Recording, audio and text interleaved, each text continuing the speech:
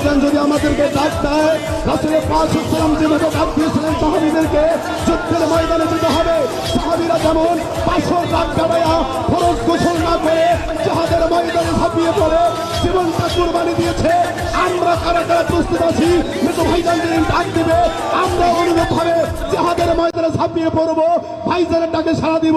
কারা কারা রাজি? দু হাত তুলে দেখাই।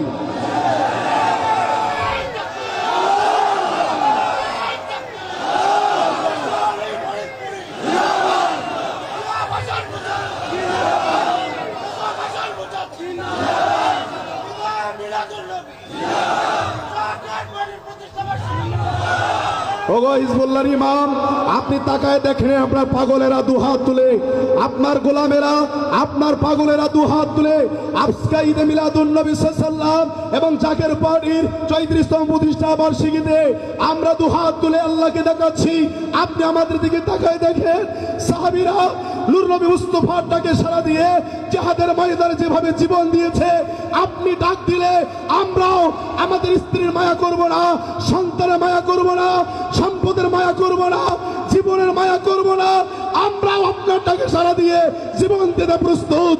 আপনি দয়া করে এই গোলামদেরকে আপনার কদম মুবারকে একটু জায়গা দেন। আল্লাহ আমাদের সবাইকে কবুল করেন, জোরে বলেন আমিন।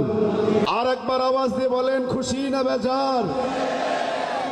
বেজার কেউ আছি? শুধু একজন বেজার, সে হলো শয়তান।